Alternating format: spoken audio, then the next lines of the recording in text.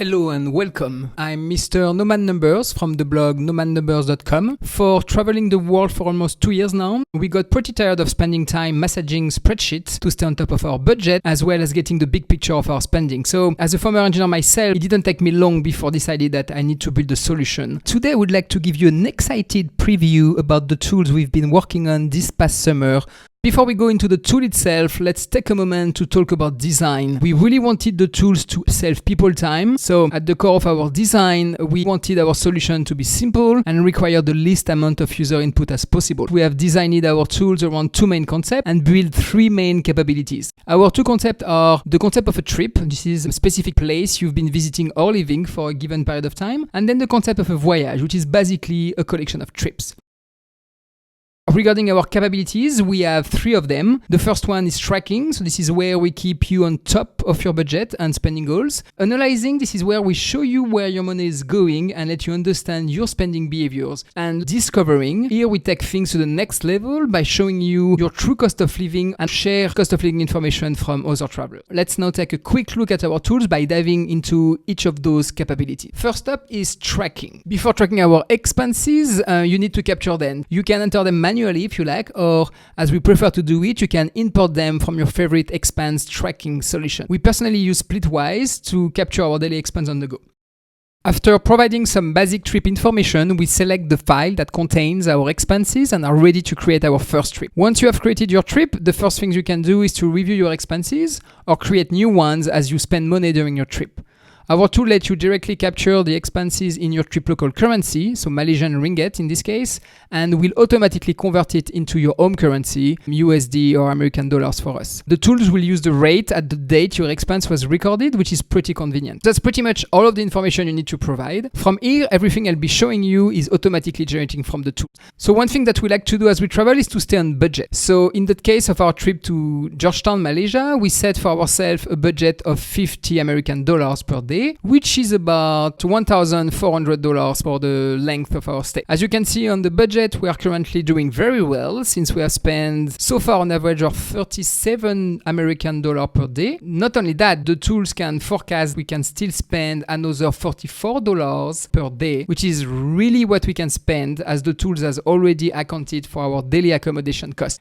And that's a quick overview about some of our tracking capabilities. Next up, analyzing. So let's go to Chiang Mai when we went last fall. From the trip summary page, you can get an at-a-glance view information about the trip. One of the first things that you can see is how much we've been spending for this entire trip. We can also compare it with the living cost. We define the living cost as anything that you need to spend in order to live in a specific location. So think about accommodation, grocery shopping, dining out, local transportation, entertainment, etc. Living cost doesn't include things like internal transportation or expat health insurance, since these expenses are either non-relevant or spread across multiple locations. Another piece of information when you travel is to know where your money is going. So in the case of Chiang Mai, let's take a look at the living cost. From this view, we can see at a glance that our top three spending categories are accommodation with about 45% of our living cost, followed by dining out with about 18% of our living cost, followed by entertainment with about 13% of our living cost.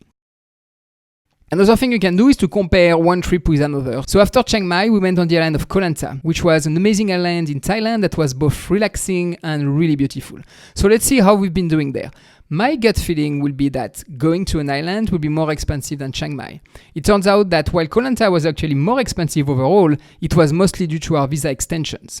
If we look at our top three spending categories, which were accommodation, food, and entertainment, they were cheaper than in Chiang Mai. So that's pretty interesting because if we want to go back to Thailand, we can either choose to live the city life in Chiang Mai or the island life in Koh Lanta for about the same price. We can also identify where the major differences in spending are, which in this case seems to be in our snack consumption. Chiang Mai is quite tempting for that, so I'm not really surprised here. That's a sneak peek about how you can track a trip to a location and get some insight into your spending.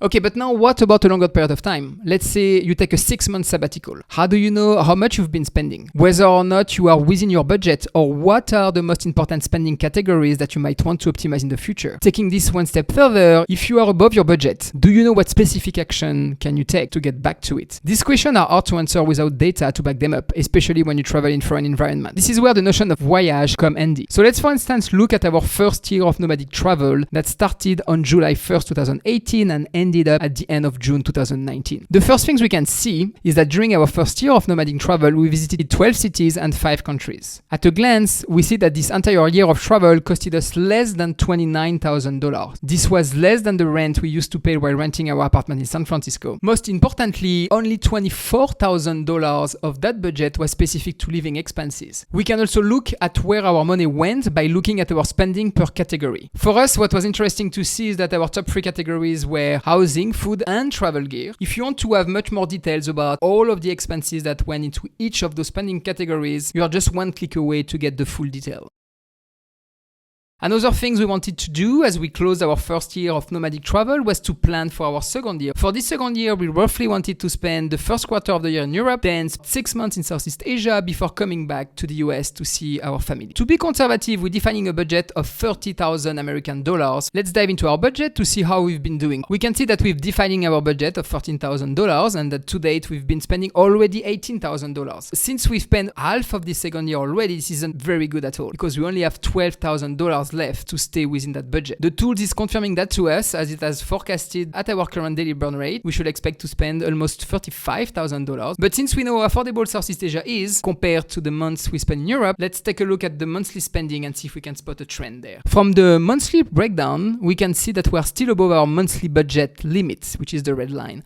But it looks like we have been below our monthly limit for the past 3 months, and we should expect the same to continue as long as we stay in Southeast Asia. The tools take into account any spend that hasn't occurred yet and distribute them to the appropriate months. This is why you can already see some spending in 2020. In January, you can actually see the leftover cost of our accommodation here in Georgetown. Our tools also spread any expenses that are shared through multiple days or months. The tools take all of that information into account to calculate the remaining budget for any remaining months. Starting in January 1st, if we can spend about $2,000 per month, we should stay within a budget. This sounds more than doable for us here in Southeast Asia, especially because it's really hard to try to spend more than $2,000 as a couple. Quick plug for the blog. If you're interested to know our details cost of living spending, we do publish them each year. And that's a quick overview about some of our analytics capabilities. Let's stop discovery.